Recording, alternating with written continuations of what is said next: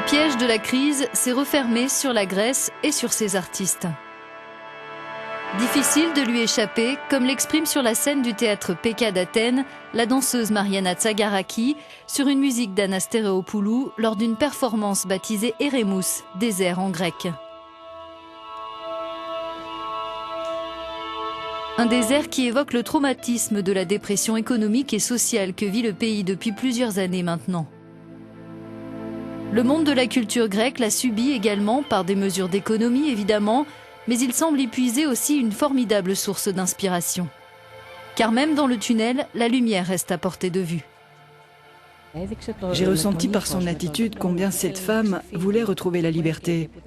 Elle pleurait, elle n'arrivait pas à retrouver sa joie de vivre. Et elle finit par essayer par elle-même, en puisant dans ses propres forces, de renouer avec le bonheur. Je trouve que cette performance symbolise le périple de l'âme d'un individu. Comment l'âme traverse le désert et tente de surmonter les obstacles et de survivre à la crise. Il est certain que cette performance était très intense, qu'il y avait des émotions très diverses, comme la tristesse et la dépression. En coulisses, nous rencontrons la chorégraphe Rena Konstantakis, née d'un père grec et d'une mère allemande.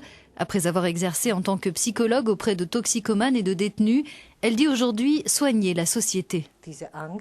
Les gens ici en Grèce sont plutôt effrayés, ça leur rend la vie encore plus difficile. Ils se posent des questions du genre où en sommes-nous, qui sommes-nous, que se passera-t-il demain? Les problèmes financiers impactent considérablement leur état d'esprit. C'est comme se retrouver entre le marteau et l'enclume. Les gens se sentent comme s'ils étaient pris dans une course folle et sans fin.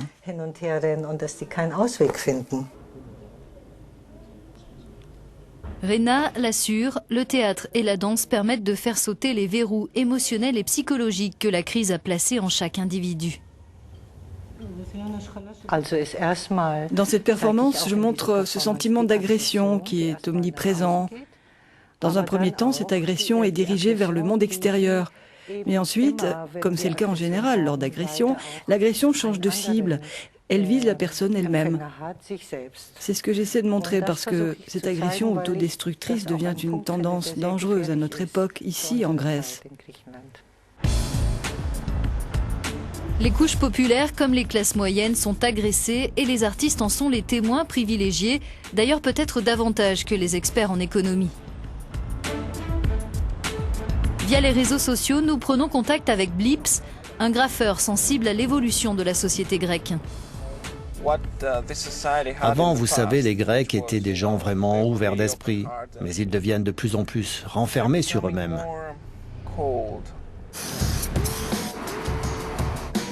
Nous découvrons l'une de ses œuvres, un top modèle muni d'une jambe de bois, représentant le prochain modèle économique de la Grèce. Je regardais les émissions de télépoubelles ces derniers temps. Et je me disais que, dans un sens, elles sont le résultat de la transformation désastreuse de l'économie. Un voile sombre s'est abattu sur la Grèce et sa société est divisée entre droite et gauche. Pour Blips, qui travaille tout le temps sous son pseudo, l'art et la politique sont intimement liés.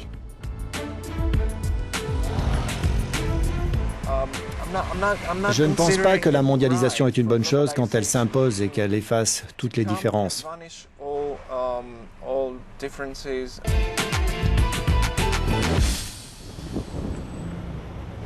Henri, lui, photographie les ombres, les personnes que l'on ne voit pas en Grèce comme les plus pauvres et les prostituées.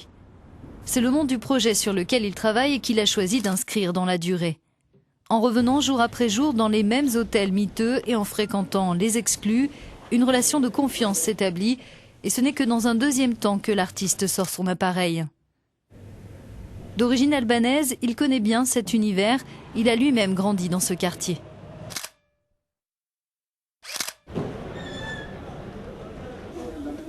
Dans cet appartement, 10 migrants partagent la même chambre.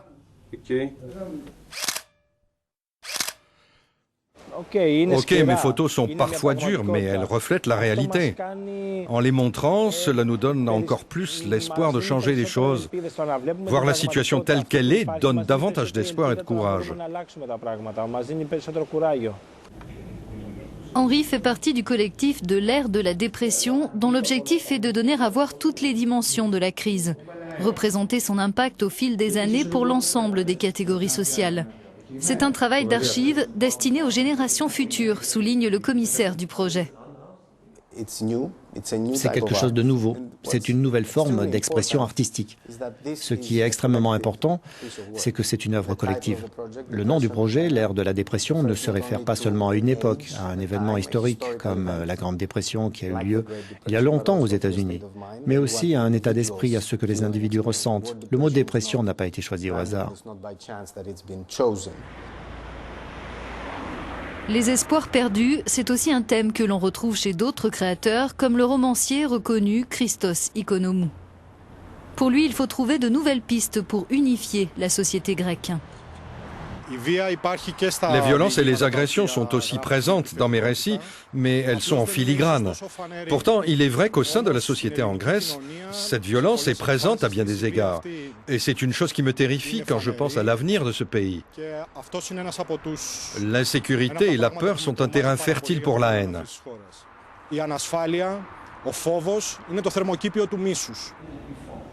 Le cofondateur de la Biennale d'Athènes, Pocaio, partage ce point de vue.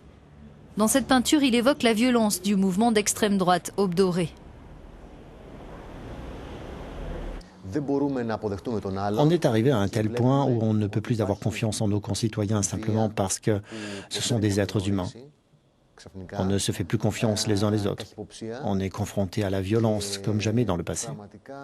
On est devenu plus soupçonneux, plus intolérant. On a le sentiment de vivre dans une période précédant une guerre civile. Les Mechanimals s'apprêtent à répéter. Les émeutes du printemps 2011 à Athènes leur ont inspiré un nouveau style de musique, le drone and roll comme ils l'appellent. C'est le son de la crise.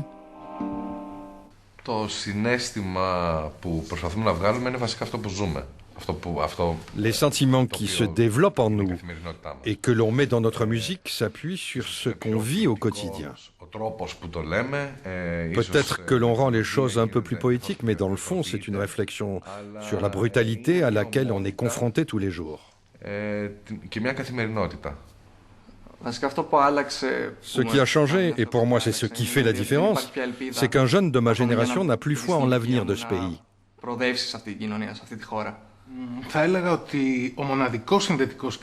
Je dirais que le lien entre notre musique et la crise, c'est que nous voulons que cette musique nous montre le chemin pour sortir de cette crise.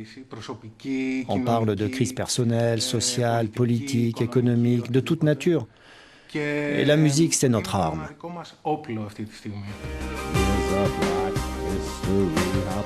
Loin de paralyser les artistes, la crise semble leur donner un nouvel élan, porteur d'espoir dans un pays encore endolori par les tourments socio-économiques.